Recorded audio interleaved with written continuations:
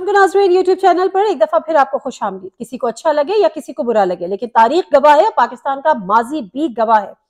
उसी सियासी जमात का एक अच्छा वक्त चल रहा होता है जब उसको एस्टैब्लिशमेंट का कंधा दस्तयाब होता है या एस्टैब्लिशमेंट की आशीर्वाद उसके साथ होती है। लेकिन दूसरी तरफ जिसको ये दोनों चीजें दस्तयाब नहीं होती, उस सियासी जमात का बुरा वक्त चल रहा होता है, जैसा कि इस वक्त पीटीआई का बुरा वक्त चल रहा है। आज हमने जो कुछ लाहौर में देखा, जो कुछ जमान पार्क के बाहर देखा, वो उसके लिए अल्फाज तो नहीं है, जबान दस्तयाब है अल्फाज, लेकिन जबान साथ नहीं दे रही, क्योंकि अगर जबान से वो अल्फाज की अदायगी हो गई तो फिर हमारे लिए बड़ी मुश्किलात, मेरे लिए बड़ी मुश्किलात खड़ी हो सकती हैं। आज जो बात हम कर रहे हैं, मैंने जब आज नॉर्मली अब हम टेलीविजन से ज्यादा जो वेबसाइट्स हैं उन पर खबरें देख रहे होते हैं, सुन रहे होते हैं, दो बड़ी हेडलाइंस और बड़ी अहम खबरें तले ऊपर लगी हुई थी, जिनको देख के बड़ी हंसी आई और बड़ी हैरत भी हुई। और फिर सोचा कि ये मकबूजा पाकिस्तान में ही ये चीज हो सकती है। ऊपर एक खबर थी कि इलेक्शन कमीशन ने पंजाब में इलेक्शन का शेड्यूल जारी कर दिया है, जो कि 30 अप्रैल को होने जा रहे हैं। और उसके नीचे खबर थी कि पंजाब में दफा 144 का ऐलान कर दिया है, इम्पोज कर दी गई है, नाफिज कर दी गई है, और एक वक्त में 5 अफराद या 5 से ज्यादा अफराद साथ जमा नहीं हो सकते। तो इस पे आप तालियां बजाएं, इस पे आप सर धुने, इस पे आप अफसोस करें, इसमें इसके लिए आप तारीफ करें, क्या करें? मतलब आप इलेक्शन की डेट का अनाउंस कर रहे हैं, इलेक्शन के शेड्यूल जारी कर रहे हैं, दूसरी तरफ आप रैलियों पे पाबंदी लगा रहे हैं, इमरान खान साहब पे आप पाबंदी लगा दी, उनकी तकरीर नशर नहीं होंगी क्योंकि वो इदारों के खिलाफ बात करते हैं। इमरान खान साहब ने तो किसी का नाम नहीं लिया था, लेकिन जिसको कहा था शायद उसको बात समझ में आ गई थी। दूसरी तरफ मरियम नवाज साहिबा इदारे की शख्सियात के हवाले से बात करती है तो कोई फर्क नहीं पड़ता, वो अदलिया को और जजेस साहिबान को नाम ले लेकर पुकारती हैं, तौहीन अदालत करती हैं तो कोई फर्क नहीं पड़ता। तो ये है हमारा एक नहीं दो पाकिस्तान, जिसका रोना रोते थे इमरान खान। आज जो को जमान पार्क के बाहर हुआ, उसका जवाब क्या था? कोई इस बात को बताने के लिए किसी के पास यकीनन दलील होगी ही नहीं। एक तो ये कि आप जिसको कहते हैं ना कि आप जूते भी मारे और आप उसके बाद रोने भी ना दें। पहले आपने इमरान खान की तकरीर पे पाबंदी लगाई, मुकम्मल तौर पे उनकी कवरेज से पाबंदी लगाई, उनके छोटे से छोटा क्लिप चलाने पे, उनकी तस्वीर चलाने पे आपने पाबंदी लगाई, उनकी जबाबंदी पे आपने कोशिश की।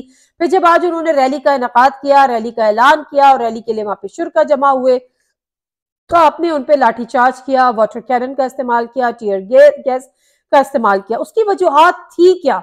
किसी को समझ नहीं आती, समझ से वाला तर है। और तो और फिर उसकी कवरेज पर भी आपने पाबंदी लगा दी। तो मैं ये सोच रही थी कि पाकिस्तान में जमहूरियत है या बाकायदा तौर पे मार्शल लॉ का ऐलान हो चुका है। हमारे मुल्क में बाकायदा तौर पे शायद मार्शल लॉ का ऐलान नहीं हुआ, लेकिन जुज़वी तौर पे मार्शल लॉ का निफाज हो चुका है। कम से कम आज की जो दिन भर की एक्टिविटी थी या जमान पार्क के बाहर जो कुछ हुआ, वो तो इसी बात की गवाही देता है। हाँ, हकीकत यह है कि बहुत सारे सहाफियों से मुझ समेत शायद ये गलती हुई होगी कि हमने उस तरह से आवाज पहले नहीं उठाई।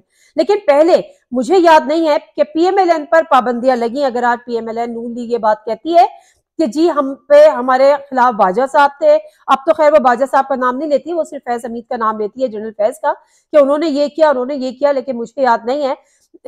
जब नवाज शरीफ साहब निकले थे, उनको वजीर आजम के ओहदे से हटाया था, वजीर आजम हाउस से वो बाहर आए थे, जीटी रोड पे पूरी रैली के मुझे क्यों निकाला लेकर गए, लेकिन कहीं लाठी चार्ज नहीं हुआ, कहीं उन पे शेलिंग नहीं हुई, कुछ भी नहीं हुआ।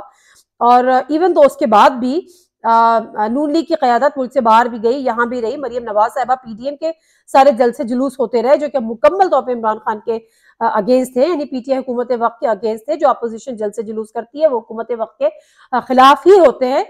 लेकिन उसके बावजूद किसी जलसे में हमने तो नहीं देखा कि किसी किस्म का लाठी चार्ज हुआ हो, वाटर कैनन का इस्तेमाल हुआ। लेकिन बहरहाल फिर मैं वही बात करूंगी कि बुरा वक्त सियासी जमातों का तभी होता है जब इस्टेब्लिशमेंट का कांधा और इस्टेब्लिशमेंट की आशीर्वाद उसको दस्तयाब नहीं होती, और पीटीआई का बुरा तरीन वक्त गुजर रहा है। लेकिन बहरहाल हर रात के बाद सवेरा होता है। लेकिन ये मेरा कम से कम आपसे वादा है कि अगर आज के बाद किसी भी सियासी जमात के साथ ये कुछ हुआ जो आज पीटीआई के साथ हुआ है, तो हम इसी तरह आवाज उठाएंगे जिस तरह से हमने आज पीटीआई के लिए मैं इस वक्त आवाज उठा रही हूँ। वजह यह नहीं है कि पीटीआई से कोई हमदर्दी है, वजह यह है कि जो गलत है वो गलत है और गलत को गलत अब कहना पड़ेगा।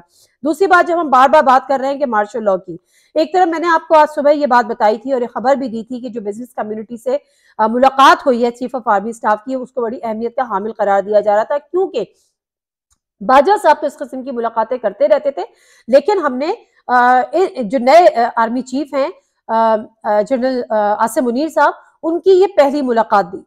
अच्छा, किसको याद नहीं है कि जब ये हुकूमत, जब रजीम चेंज हुई थी और तहरीक अदम एतमाद के नतीजे में, तो एक ISPR ने एक प्रेस कॉन्फ्रेंस की थी। उस प्रेस कॉन्फ्रेंस में बताया था कि जी देखिए ना, डॉलर जो है वो नीचे आ रहा है, स्टॉक मार्केट ऊपर जा रही है, मुल्क तरक्की कर रहा है। और आज ऐसे ही बयान आर्मी चीफ की तरफ से भी उस बिजनेस कम्युनिटी को, जिसमें साद डार साहब मौजूद थे, वही साद डार साहब जो इस मुल्क की तबाही का जिम्मेदार थे और इस मुल्क की माशी तबाही का जिम्मेदार थे, जो कि बताया जाता था पुराने आर्मी चीफ की जानिब से। लेकिन वही वाली बात है कि जब हालात बदल जाते हैं तो फिर ख्यालात भी तब्दील हो जाते हैं। तो इसी तब्दील शुदा ख्यालात के तहत एक दफा फिर बताया गया कि डिफॉल्ट होने का खतरा टल चुका है और पाकिस्तान का एक अच्छा वक्त शुरू होने जा रहा है।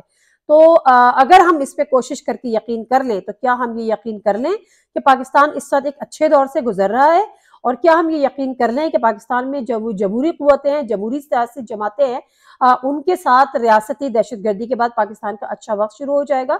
हम पाकिस्तान की जग हसाई का सबब बन रहे हैं, अगर किसी को समझ में आए तो।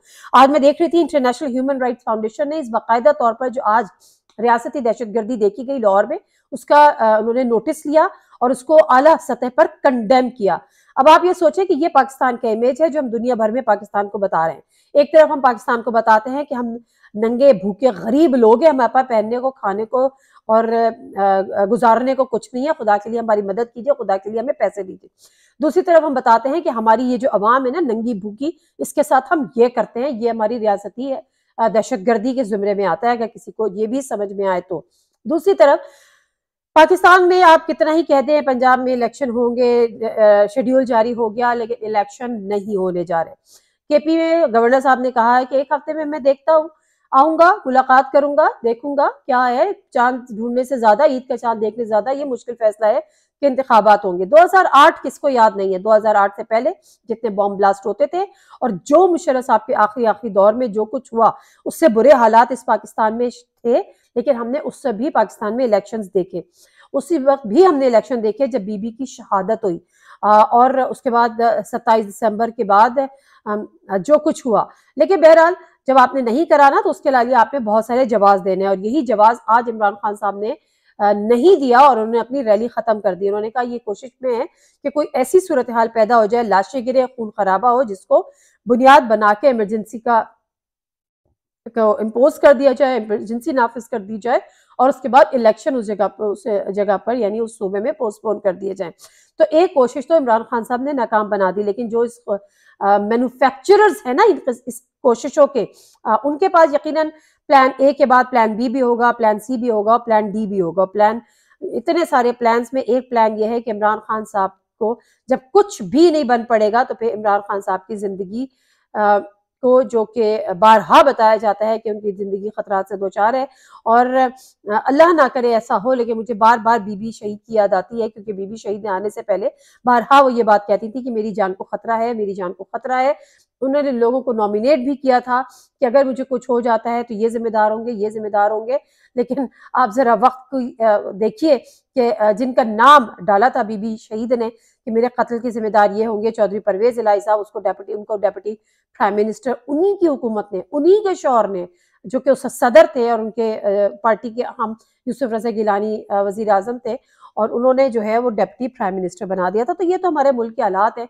और फिर हम ताने देते हैं कि इमरान खान उनको बड़ा सबसे बड़ा डाकू कहते थे, चौधरी परवेज इलाही साहब को। लेकिन बहरहाल बीबी ये कहती नहीं कि मुझे मार दिया जाएगा, और बिल आखिर बीबी को मार दिया गया, और बीबी के कातिल आज तक नहीं पकड़े गए। कातिल तो हमारे यहाँ जाहिर सी बात है नहीं पकड़े जाते।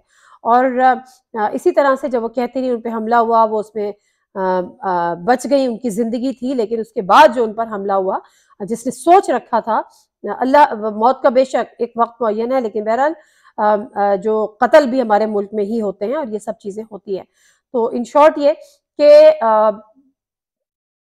सॉफ्ट कू या सॉफ्ट मार्शल लॉ, शायद अनअनाउंस्ड मार्शल लॉ, चाहे टेक्नोक्रेट की गवर्नमेंट, जो कि बिजनेस कम्युनिटी के साथ कहा गया, बिजनेस कम्युनिटी मुकम्मल तौर पर मुत्तफिक है कि इलेक्शंस आने वाले हमें कुछ भी नहीं देंगे, और जो इस बात से मुत्तफिक हैं उनकी बात को, उनकी राय को बड़ा एहतराम भी किया जा रहा है। लेकिन मुझे दूसरी तरफ एक लगता यही है कि आप जितना इस एक पार्टी को दबा रहे हैं, वो पार्टी उतनी उभर के सामने आ रही है। आप कोशिश कर रहे हैं कि उसका खात्मा हो, वो उतनी बनती चली जा रही है। आप जितनी उस पर पाबंदियां लगा रहे हैं, वो उतनी मकबूल होती चली जा रही है। तो किसी की समझ नहीं आ रहा।